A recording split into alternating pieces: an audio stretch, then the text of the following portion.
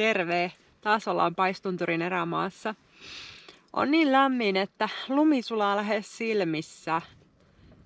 En oikein tiedä, että mitähän tästä reissusta tulee. Oli jo aika raskasta hiihtää tuolta Nuvuksen Ailikkalta tänne Nilijoelle ensimmäiseksi yöksi. Ja mä tossa jo tein vähän reittimuutoksia huomiselle. Tarkoitus olisi olla täällä 4-5 yötä ja nauttia tästä aikaisesta keväästä ja toivoa, että tuo lumi ei ala sulamaan oikeasti semmoiseksi vaikeakulkuiseksi mössöksi. Tänään aamulla oli mukava hankikanto pakkasella. Pakkasta oli kotoa lähtiessä noin 7 astetta ja päivän mittaan aurinko alkoi lämmittää niin paljon, että 3 aikaan kun tulin tähän leiripaikalle, lumi alkoi ihan tosissaan upottamaan. Mutta nyt taas kun alkaa pakastamaan, niin tuo hankikantaa kävelläkin. Teltassa oli parhaimmillaan 19 astetta lämmintä, kun tuossa aikaisemmin mittailin. Mutta toivottavasti tästä vaelluksesta tulee yhtä hyvä kuin muistakin ja kiva kun olette jälleen taas katsomassa. Ai että tämä on kyllä parasta. Tässä kun pistin pötkölleen, kun tungin housuja jalkaan ja hetkeksi suljin silmät, niin tämä on ehdottomasti parasta parentoutua. Olla teltalla erämaassa yksin. Oi, bensakeitiin huutaa tuolla. Piti alkaa heti sulattaa vesiä ja oon juonut tän aika vähän, niin säästän noin mun viileät vedet juomavedeksi ja keittelen sitten kahvivedet tuosta lumesta. On tämä kyllä ihanaa.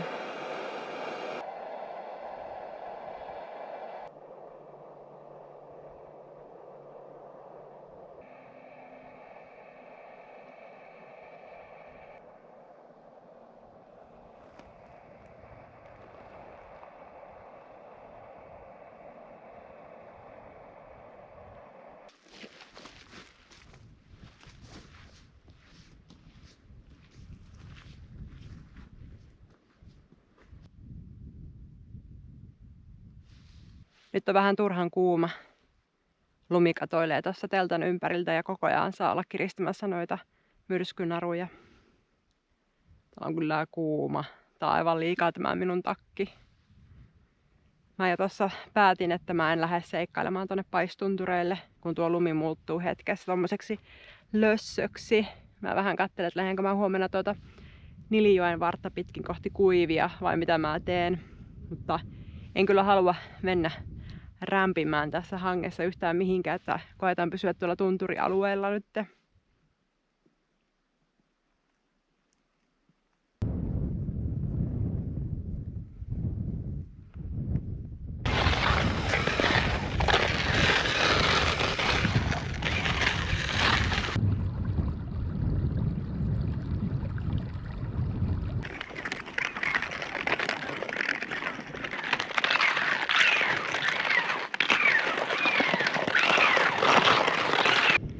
Olin viime vuonna tuon takana näkyvän nyppylän takana yötä täällä. Nätti paikka. Kiva kun on tää tuuli, niin on vähän viileämpi, mutta tulee hieman kylmä. Mutta sitten taas kun tuulen suojassa aurinko paistaa, tulee aivan liian kuuma. Ja ei tää hankikaan nyt mikään maailman paras oo mennä, että ei upota paljon, mutta ei ole kyllä maailman helpoin hiihtääkään. Mä nyt kierrän näitä Kuivin reunustuntureita myöten tuonne Kuivin tuvan lähelle. Siinä on muistaakseni suoalue ennen Kuivia, niin saa nähdä minkälainen se on hiihtää. Nyt on virallinen lämpötilan tarkistus ja aurinkorasvan lisäystauko. Just kaivoin repusta tuon lämpömittarin. Katsotaan hetken päästä mitä se näyttää. Ei täällä pärjää yhtään ilman aurinkorasvaa. Tuntuu jo nyt, että aamulla lisätty aurinkorasva on loppunut. Eilen oli kasvot pärjännyt ihan hyvin muuten, mutta oli tuo kaula palannut hieman. Ei pahasti onneksi. Mutta muutenkin herkkä iho, niin hyvä rasvaa taas. Ei mitään hajua. Meneekö tämä hyvin? Ainakin on hiuksissa joka paikassa ja ainakaan ilman aurinkolaseja pärjää. No niin. Oho, 16 auringossa, ei voi olla kyllä niin lämmin. Palataanpa kohta asiaan. Tässä mun patukan pituisella tauvalla tuo on noussut. Se on nyt 17 astetta auringossa. Eli voihan päätellä, että täällä on lämmin. Arvatkaa, miksi kuvaan niin paljon alaviistosta. Jäi kamerajalka autoon. Mä tein tommosesta auraustikusta, mitä mä käytän telttakeppinä. Niin tein uuden kamerajalan. No joo, tosissaan ollaan Kevon luonnonpuiston rajalla. Ja täällähän järjestyssääntöjen mukaan tunturialueella saa liikkua siihen huhtikuun 30. päivään ja rotkoalue on jo laitettu kiinni. Eli aina suuntaat tänne Kevolle, niin tsekkaa ihmeessä ne järjestyssäännöt. Nimittäin kesäaikaahan täällä ei saa mennä kuin niillä merkityillä poluilla. Ja yllättävän moni sitten tekee sen virheen, että menee tuonne Madjoen autiotuvalle kesällä. Ja sinnehän ei saa mennä, kun vaan valittu porukka. Eli paikallisilla muun muassa on vähän vapaammat oikeudet täällä mennä. Itse en ole niitä hyödyntänyt vielä kertaakaan, mutta se onkin sitten eri asia.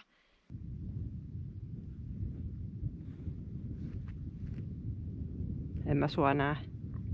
En näe. Mene vaan ihan rauhassa.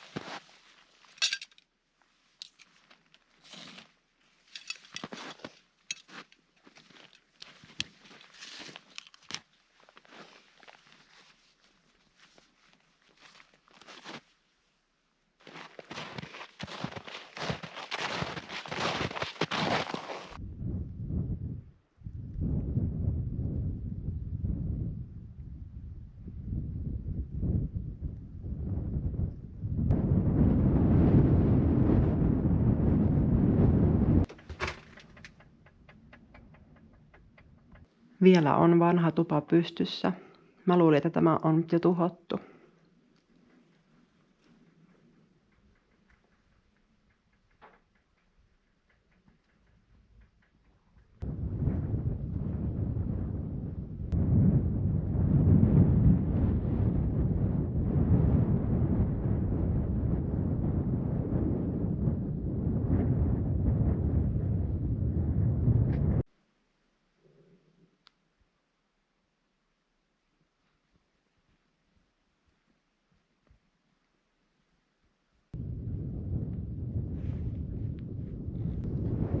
Ei kyllä meinannut tämä aamu alkaa ollenkaan. Makasin vielä tunnin herätyksen jälkeen paikoillani ja mietin, että onko pakko. Mutta iloiseksi yllätykseksi hanki kantaa hyvin ja luistaa.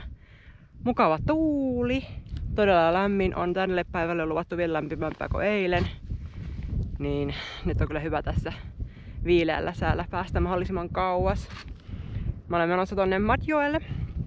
Mä oon viimeksi 2022 hiihtänyt tästä, silloin oli sumua ja maisemat kyllä näyttää todella erilaisilta verrattuna siihen. Mä haluaisin mennä tonne metsään, mutta kun on toi naruveto ahkio ja näin pehmeä hanki, niin saattaa olla, että jää vähän väliin se. Mutta jonnekin sinne Madjoen lähelle mä ainakin vähintään menee ja se metikkoaluekin on hieman hankala. Siellä on jokea ja kaiken maailman pientä kurua ja kuoppaa. Niin se tekee siitä suunnistamisesta ja liikkumisesta vähän hankalampaa. Saa nähdä. Toivottavasti ei tarvitsisi näitä soidelaitoja mennä mahdollisimman paljon, että se ei oikein nyt innosta näiden samojen maisemien kattelu. Ja mielelläni kyllä menisin tuonne metsään. Eiköhän tää tästä lähde.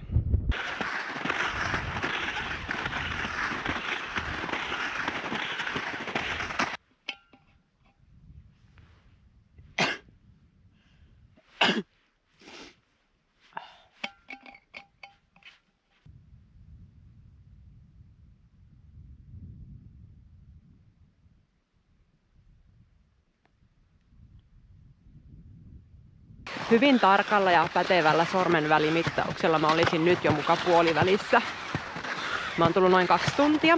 Tuossa pidin äsken lounastauon. Kuivilta Matjoelle on noin 16 kilometriä matkaa.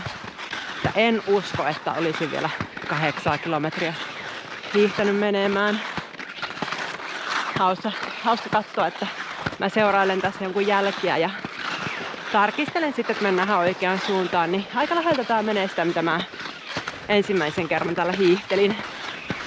Silloin oli vähän haparointia, enkä ollut oikein varma suunnistuksestakaan. Mutta kyllä mä lopulta pääsin sitten Matjoelle ja jännä ja nähdään nyt, että kuinka läheltä sitä ekan kerran reittiä nyt mennään. Mutta on kyllä hienoa nähdä nuo tutut maisemat. Tuolla mä näin silloin ahman jäljet ja se oli tosi jännää. Nyt ei ole näkynyt mitään muuta kuin runsaasti riekkoja. Tää on kyllä hyvä paikka riekoille olla.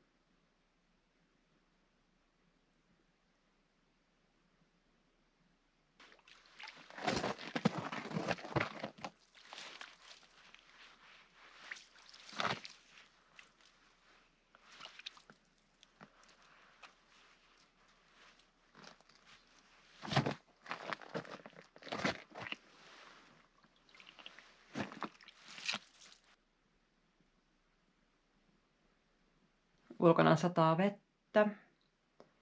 Kävin tuossa vähän ylempänä hakemassa säätiedotuksen ja sen mukaan sade loppuisi 2 tunnin päästä.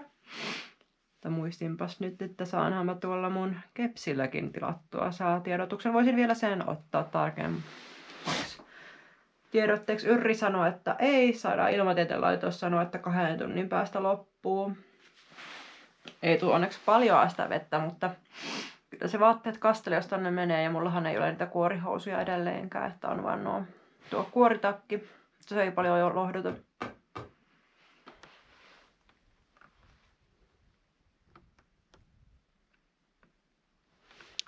Tämä mukaan loppuu 1. Eli jos mä lähden 12, niin eikö se ole vähän semmoinen kompromissi sitten? Tämä näyttää kyllä ihan hyvältä muuten. Yölläkin menee jopa 0.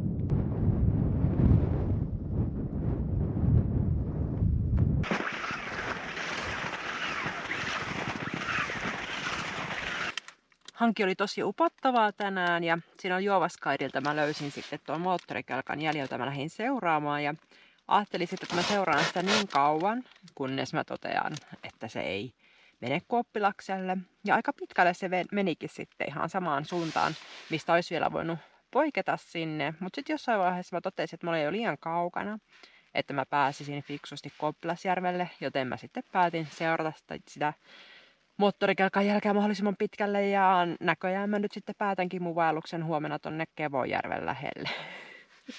Että semmonen suunnitelmien muutos. Mä jäin tänne tunturialueelle vielä yöksi. Tänään oli kohtuullisen lyhyt päivä ja huomisellekin jäi vielä hieman hiihdettävää. Matkalla satoi vettä ja nyt taas kuulostaa ulkona ripsivän.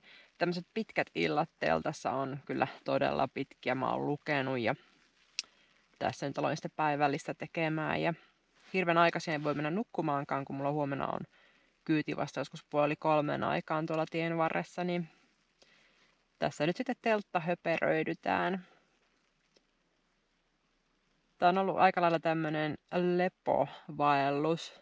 Tämä on tullut kyllä hiihettyäkin pitkää matkaa ja näin, mutta aika aikaisin mä oon ollut leireissä ja aika meinaa kyllä käydä vähän pitkäksi.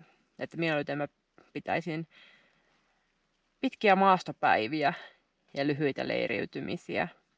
Mutta nyt on ollut niin kuuma, että sitä on mielellään päättänyt hyvissä ajoin hiihtämisen. Ja ei toi hankikaan enää oikein kanna, että kelkkauratkin alkaa olemaan aikamoista mössöä. Toivottavasti vielä huomenna pääsis ihan hyvin perille saakka. Nyt kaatuu kamera. Mihin menet?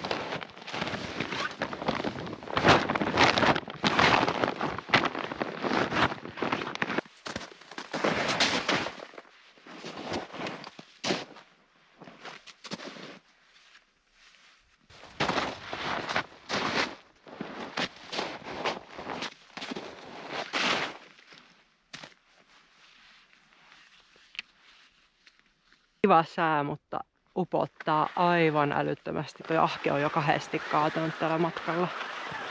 Uponnut tuonne hankeen. Tässä menee aika uusi kelkanjälki. Tää onneksi kantaa. Saa nähdä minkälainen reissu tulee tonne alas.